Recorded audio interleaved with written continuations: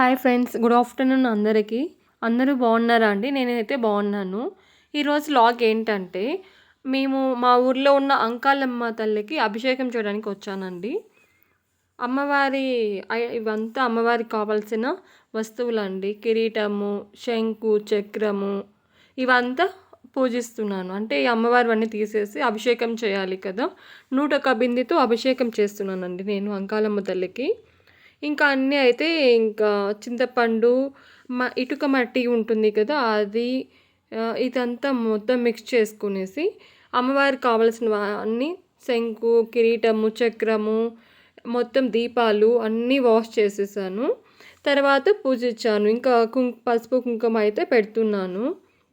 ఇంకా అలా అన్నిటికీ పసుపు, కుంకుమ అయితే పెట్టి ఇంకా రెడీ చేసి పక్కన పెట్టాము. ఇంకా అలానే వచ్చేసి అమ్మవారికి కావాల్సినవి అన్నీ మొత్తం దీపాలు అన్నీ పూజించేసాను. ఎందుకంటే అన్నీ పక్కన పెట్టుకోవాలి కదా ఫస్ట్ ముందుగానే. ఇంకా అన్నీ అయితే ఏ సైడ్నే పెట్టాను. కుంకుమ పసుపు అయితే చాలా వరకు చాలా చాలా ఫుల్గా పెట్టాను కిరీటంకి. అమ్మవారు పెట్టడానికి చూడండి బాగుంది కదా!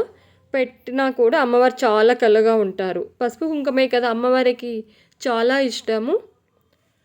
అంటే అమ్మవారికి అండి గంగమ్మ తల్లి అంటేనే చాలా ఇష్టం కదా పసుపు కుంకుమ. చూడండి ఇంకా అన్నీ అయితే రెడీ చేసి పెట్టాను. ఇవంతా అమ్మవారికి కావాల్సిన వస్తువులన్నీ తెచ్చామండి.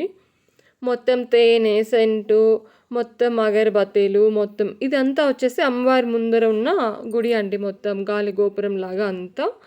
ఇంకా చూడండి ఇక్కడంతా ఇంకా పూజించాలి. ఈ వీడియో వచ్చి మీకు తర్వాత వీడియోలో చూపిస్తాను. ఫస్ట్ అయితే వినాయకునికి పూజ చేస్తున్నాము. ఎక్కడైనా కూడా కానీ ఏ శుభకార్యం చేసినా కూడా కానీ వినాయకునికి అనేది ఫస్ట్ పూజ చేయాలి కదా! అందుకే ఇంకా ఫస్ట్ వినాయకుని దగ్గరికి అయితే వచ్చేసాము. ఇంకా పూజించాం. పసుపు కుంకుమ అయితే పెడుతున్నాము. ఫస్ట్ వినాయకుని పూజ చేయండి ఏ పూజ చేయకూడదు కదా! ఆయనదే ఫస్ట్ పూజ. ఏ శుభకార్యం చేసినా కూడా మనం ఆయనకి ఫస్ట్ పూజ చేసుకోవాలి. ఇంకా పసుపు కుంకుమ అంతా పెట్టాము. ఇంకా అభిషేకం చేయాలి గణేషకు కూడా. గణేష చాలా చూడముచ్చటగా ఉన్నారు కదా! అంటే చిన్న గుడిలాగా కట్టామని టైల్స్ లాగా వేసి కట్టారు.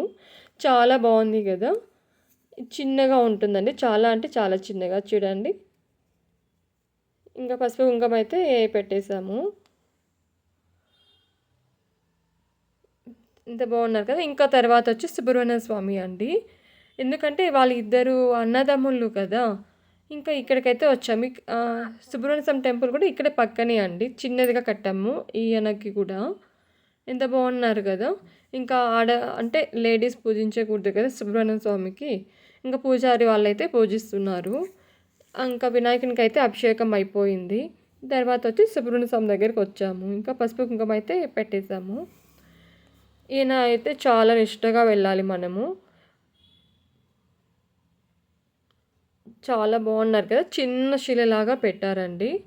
మా ఊర్లోనే ఎందుకంటే ఎక్కడ మళ్ళీ వెళ్ళాలన్నా కొంచెం వీలవని వాళ్ళకి దూరంగా ఉన్న వాళ్ళు వెళ్ళలేరు కదా! అందుకని వినాయకుని పెట్టాక ఇంకా తమ్ముడు కూడా పక్కనే ఉండాలి కదా అని చెప్పి ఇక్కడ పెట్టినారండి. నెమలి కూడా చూడండి, నెమలి వాహనము. ఇంకా నాగపడె కూడా ఉంది పక్కనే. సుబ్రహ్మణ్య స్వామి వాహనం కదా చూడండి నెమలి. చూసారా? చూడండి నెమలి ఎంత బాగుంది కదా! నెమలి వాహనం అండి తను. సుబ్రహ్మణ్య స్వామికి అంటేనే ఈ నెమలి అంటే చాలా ఇష్టం కదా! ఇంకా 101 బిందెతో అభిషేకం చేయాలి అమ్మవారికి. నేనైతే వెళ్తున్నాను చూడండి. అమ్మవారు అండి అంకాలమ్మ తల్లి గర్భగుడిలో. చాలా పుణ్యం కదా అండి ఇలా చేయడానికి. ఎందరికీ లభించదు, ఎవరికో కొంతమందికే లభిస్తుంది. చాలా అంటే చాలా నాకైతే సంతోషంగా ఉంది. అమ్మవారికి అయితే 101 బిందెతో అభిషేకం చేస్తున్నానంటేనే నాకు చాలా ఎందుకో మనసు చాలా హ్యాపీగా ఉంది. 101 బిందె అంటే చాలామంది అలసిపోతారు కదా! నేనైతే అలసిపోలేదు. అమ్మవారికి బాగా అక్కడ ఒక పెద్ద తొట్టె అంటే వాటర్ అంతా వదిలేసాము. పెద్దది ఉంది. దానికంతా వాటర్ అయితే పట్టేసి ఇంకా తీసుకొని వెళ్ళి నేను గర్భగుడిలో అమ్మవారికి అంకాలమ్మ తల్లి అండి అభిషేకం చేస్తున్నాను. 101 బిందెతో చూడండి. చాలా పుణ్యం కదా! ఎంతో పుణ్యం చేసుకుంటేనే ఇలా మనకి లభిస్తుంది.